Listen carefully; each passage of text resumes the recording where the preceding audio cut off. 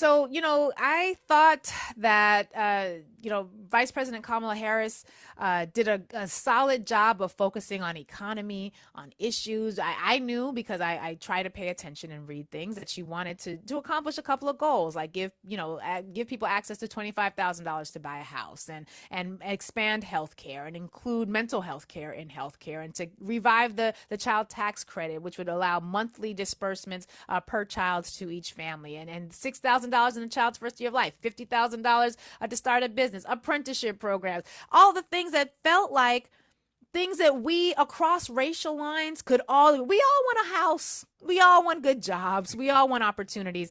And I thought she did a good job of avoiding a lot of the hot button racial justice issues that in my personal life we were vividly describing and discussing. But she avoided a lot of that. And yet on the other side of the line, the president elect, he and his campaign focused a lot on sort of these social issues of division, the trans issue and the ad against trans community members, which had like hundreds of millions of dollars poured into it, scared people about pronouns and all types of things. And I thought, well, we're focused on the issues, on the economy, and they're focused on all these boogeymen. Right. Surely this is going to work out. But then I remember which country I live in. And so I wonder, what are your thoughts on how the campaigns played out, on how dog whistle politics showed up in this campaign in ways that may have been unexpected for people who usually are used to thinking about racial issues in terms of something that the Democrats are talking about. What were you seeing as this election played out and in the ultimate results? Wow, there's so much there. So I think the first thing is Trump ran a campaign that was full of dog whistling. And for the most part, the focus was on immigrants. And then late in the campaign, it shifted to transphobia. But his basic message was, I'm going to tell you some hard truths. There are dangerous people that are pouring into the country and your family's not safe. Right. And he just hammered that, like, these are dangerous people. They're pouring into the country. Your family's not safe. And the fault lies with these Democratic elites who are bringing them in to build up their own power. Right. And so he was telling that story. Now, I thought Harris Walls did a pretty good job of like, we got to stay focused. We're all in this together. Let hear all these policies that would really help you. But I think if they fell down anywhere, the "we're all in this together" message by itself. This is really curious. I found this in the message testing we did when we were running focus groups and actually talking to voters. If all you say to people is "we're all in this together," it sounds aspirational. It kind of sounds like an ideal. It kind of sounds like a dream. Like, well, we should be, but it doesn't, like, people don't really get it, and so it's not that convincing. Compare that to this message. If Harris had said, what they're saying about Haitian immigrants eating cats and dogs, that's really about all immigrants. They're trying to scare you about people who move to this country so that you'll end up voting for a bunch of billionaire crooks. These greedy billionaires are not going to get away with it. We're all in this together. When we stick together, we can protect each other, right? Like, and there, "we're all in this together" has a completely different resonance.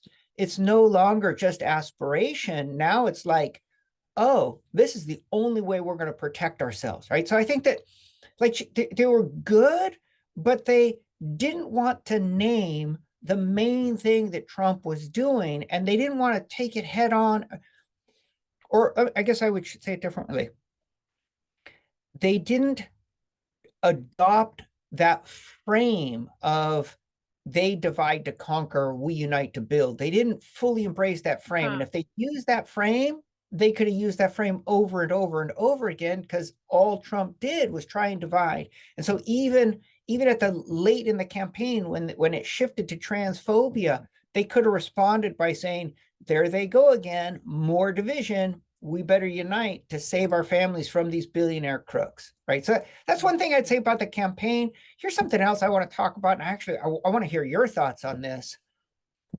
What has happened to the race conversation after the election? Because this election was all about race with transphobia thrown in late, but it was all about race and xenophobia. And from where I sit, no one's talking about it. No one's naming it. There's a dozen theories out there about what happened, which segment, but there's all this like, well, Latinos voted in big numbers for Trump, so it can't be race. And there's no conversation about Hmm. how essentially appeals to whiteness and white fear just reelected Donald Trump. Nobody's saying that, or at least that's my impression. I'd love to hear what you think about that. Yeah, no, I think there's a lot of truth there, and I remember in the initial when the results first started coming about who voted how, and people were saying Latinos voted for Trump. I was like, well, which Latinos? Like, which Latinos are we talking about? Are we talking about black appearing Latinos? Are we talking about white appearing Latino? And I say appearing because, as we've talked a lot about on this show, y'all, just because we have racial categories in this country doesn't mean they're universal. People all across the world define race in a variety of different ways.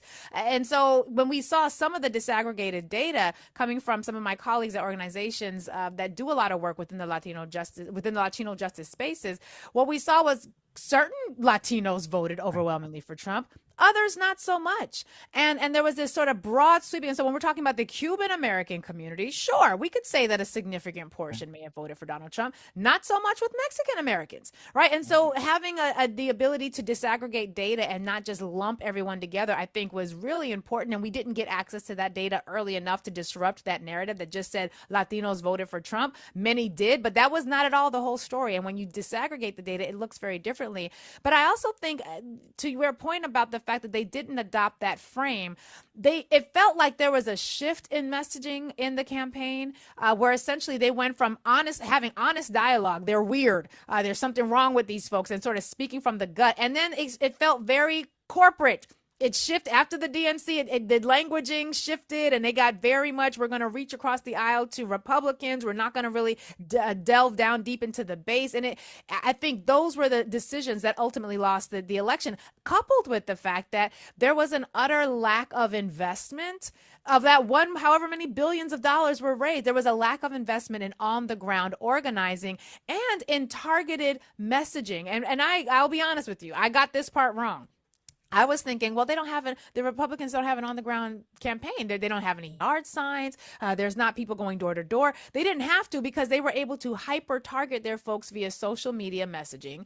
And my husband, actually, he told me in the weeks leading up to the election, he was like, babe, I don't know. I'm seeing because he was one of the groups of kids in California who integrated some schools. And so he played football. So he's got white friends, he's got black friends, all of whom went through the same educational experience together. And his white friends who are now, adults and very much right leaning were saying some things on social media, but his black friends who are very much left leaning were saying the same thing about these groups, about minority groups, about women, about immigrants. And he was like, the conversation, they're saying the same thing with different types of memes and different pictures. He's like, I don't know, something is happening. And there was a lack of hyper targeting on the parts of the Democrats. And I don't think anyone had ever seen a campaign where you don't need a ground game. You need a phone. Right. You need people to be Right. able to access them on social media.